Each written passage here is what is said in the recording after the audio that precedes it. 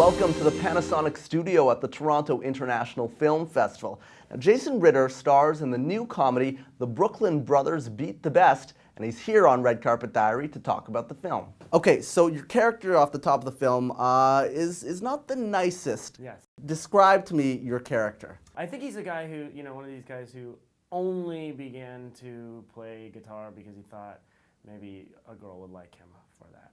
I don't think he has any real passion for it. So he's just like a charlatan. He's a faker. How do you get into the mindset of, being a jerk? Oh, it's easy. it's easy. I just stop pretending that I'm nice. How did you get involved with the project? Were you friends with Ryan beforehand?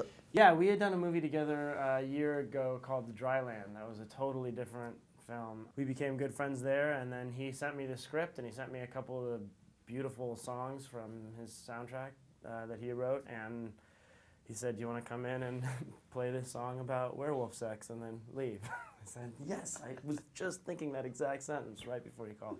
Your dad, of course, John Ritter, was a legend in comedy. What did you learn from him in terms of acting and specifically comedy? I guess I learned from him not to take the whole thing so seriously and try not to believe what other people say about you, good or bad. It's equally dangerous. Have a sense of who you are and hold on to that. And comedy-wise, I don't know. I guess just watching him be funny helped me. He never sat me down and told me about the rule of three or, any of that kind of stuff.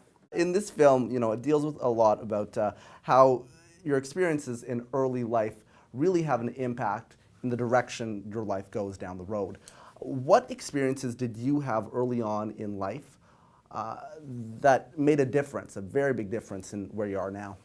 I had a great time in elementary school, and when all of a sudden I was getting to be a teenager, I began to become paralyzed by fear of being judged and all these things like that, and it seemed like, being passionate about something or getting excited about something was not cool, and in order to be cool you had to sort of, not care about anything and not ever be impressed by anything. And Hey Jude came on, and there's a line that Paul McCarthy has where he says, "For well we know that it's a fool who plays it cool by making the world a little colder."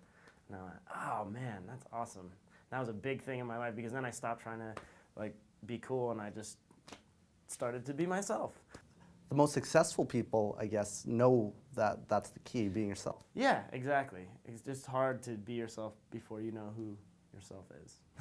Do you know who yourself is now? No, I'm still learning. I thought I did for a while, and now I'm back into not knowing, I'm fine with that. Jason, thanks for coming in. Appreciate it. Thank you so much. Thanks for having me. And thank you for watching. You can always follow us on Twitter at Red Carpet Diary, or follow us on Facebook for all the latest updates on the Toronto International Film Festival.